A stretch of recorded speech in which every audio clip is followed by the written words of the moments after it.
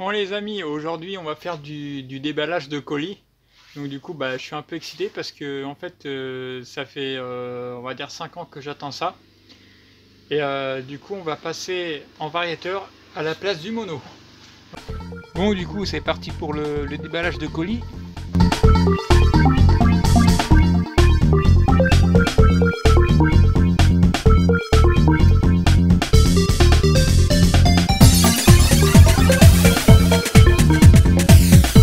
Alors voilà l'objet déballé, donc c'est un moyeu plus correcteur de couple.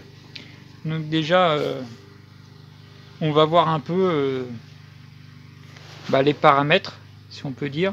Donc déjà ce que je remarque c'est que les filetages sont en bon état, donc c'est déjà une très bonne chose. Il y a un filetage ici, un filetage ici. Donc déjà on va enlever l'écrou ici. Hop, on retire la cloche d'embrayage.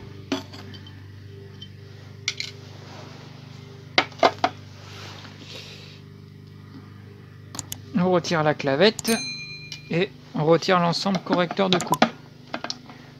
Donc c'est des joues de 90 mm et je vois que les massottes d'embrayage ont l'air d'être encore en bon état, ça va. Après là il y a un peu de rouille mais ça j'enlèverai.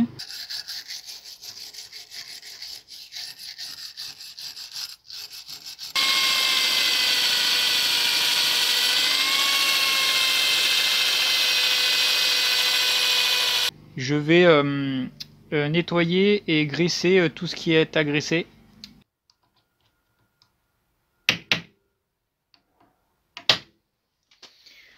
Donc là ce que j'ai fait c'est que j'ai enlevé la rondelle frein. Voilà.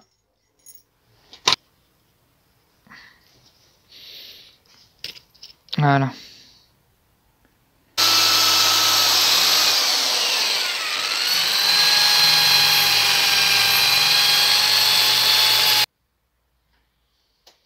Donc du coup là je viens de nettoyer le canon. Donc maintenant je vais graisser du coup avec la graisse mal aussi. Donc faut avoir les doigts propres évidemment.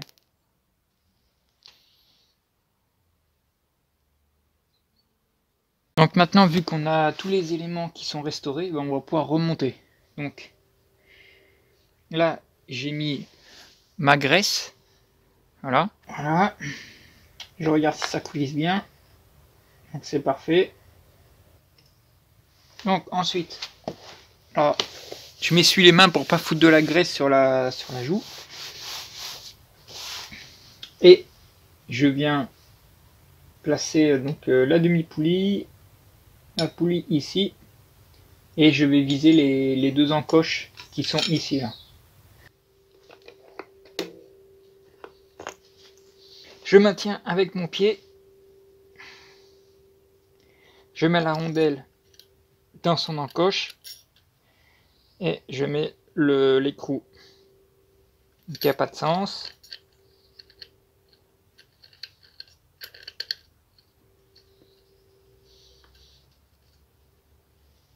Pourquoi ça force? On va essayer dans l'autre sens.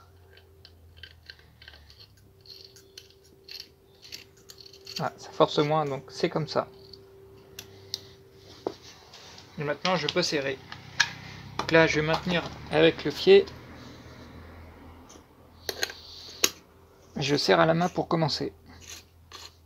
Donc là je vais serrer au couple tout simplement.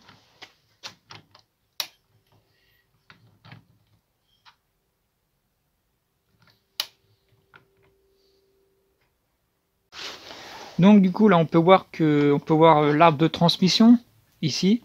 Je n'ai aucune idée de la transmission. Donc ça peut être du 11, ça peut être du 1.11, du 1.12, du 1.13, ça peut être du 1.10 ou même du 1.9,5.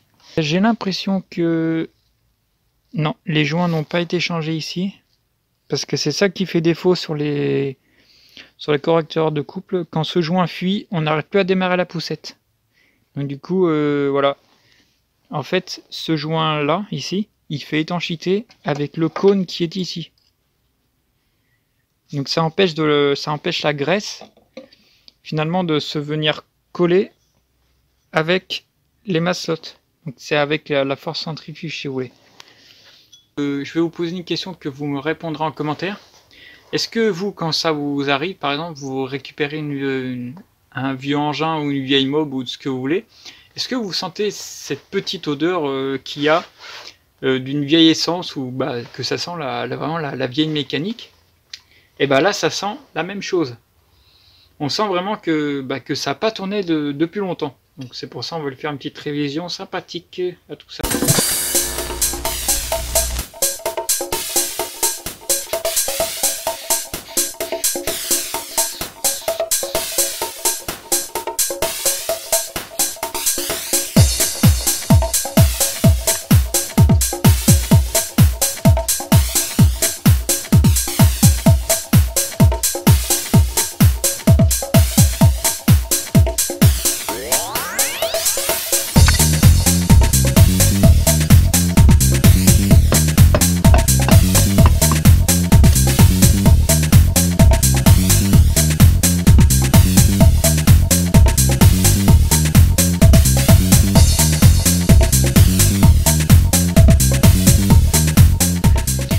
Donc bien finalement j'ai décidé de démonter complètement le moyeu parce qu'il y avait un petit accrochage à l'intérieur.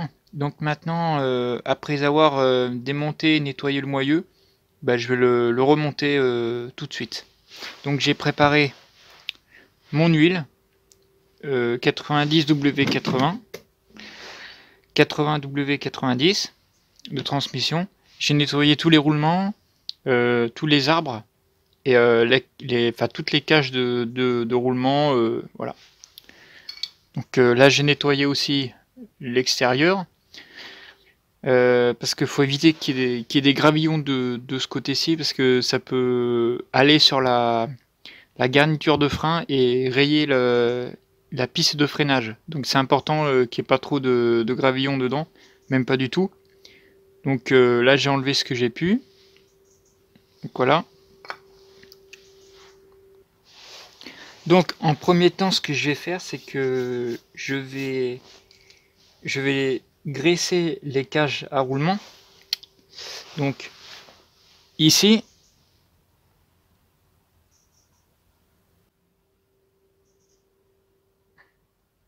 voilà, j'en ai mis trop mais bon c'est pas grave.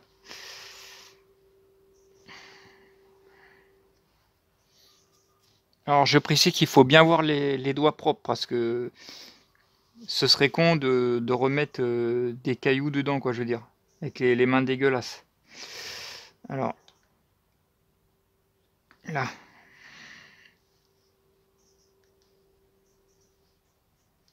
Voilà. Ensuite, ici.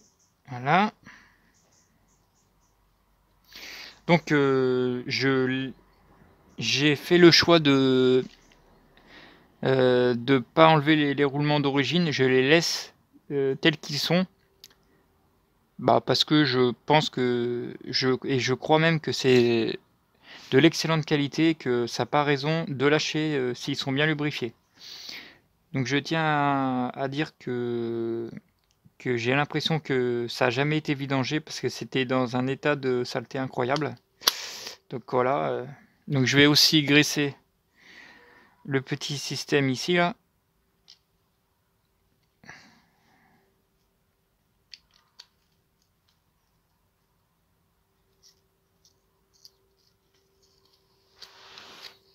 Voilà. Maintenant, je vais graisser l'autre moyeu.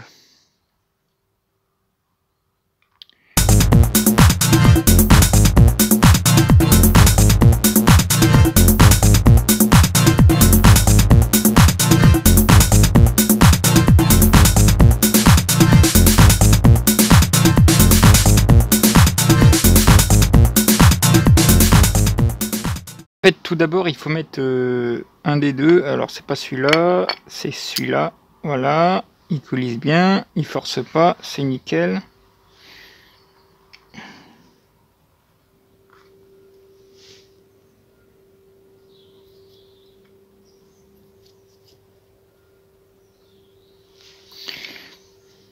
Ensuite, il faut mettre l'autre pignon qui se trouve ici, voilà. Ensuite, on enchaîne avec le pignon central, voilà. Et après, on finit par le dernier, par l'arbre primaire qui se trouve ici, voilà. Et ensuite, il faut maintenir, il faut pousser vers le bas comme ça, faire en sorte que ça s'enclenche comme ça. Et après, avec son autre main, il faut tirer, alors tirer comme ça vers le bas avec son autre main. Donc c'est ce que je vais faire. Donc je tire comme ça avec mon pouce. Et ensuite, je mets le couvercle. Donc le couvercle, comme ça.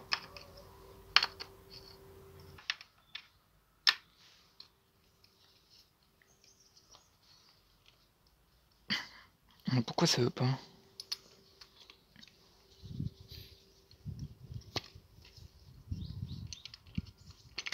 Ah, c'est bon. En même temps, j'ai viré le joint, c'est pas grave. Donc maintenant, j'appuie sur tous les côtés.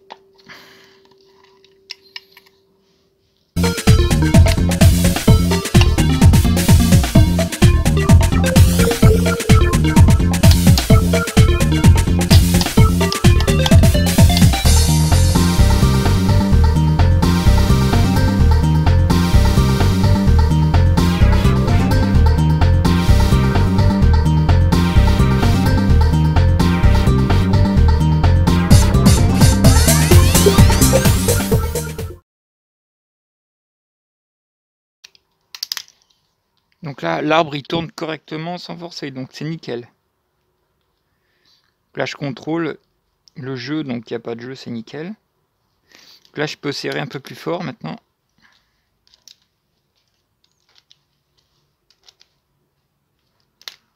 Et je recontrôle. Donc là, ça tourne. Donc là, c'est nickel. Le variateur d'origine, j'en ai jamais démonté, donc je sais pas comment c'est fait. Tout d'abord, on a la demi-joue. Ah non, tout d'abord, on a la cale qui va entre le volant et la demi-joue, comme ça. Ensuite, on a ceci. Là, pareil, je mettrai une pointe de graisse. Après, on a... Alors, attends, je me suis trompé ou quoi, là? Non, c'est comme ça. Comme ça. Voilà. Après, c'est comme ça. Et après, c'est comme ça. Alors, faut trouver le truc. Là. Après, il reste plus qu'à chercher, en fait. Comme ça. Là, voilà. Et ça s'aligne avec... Ça s'aligne avec l'écran, là.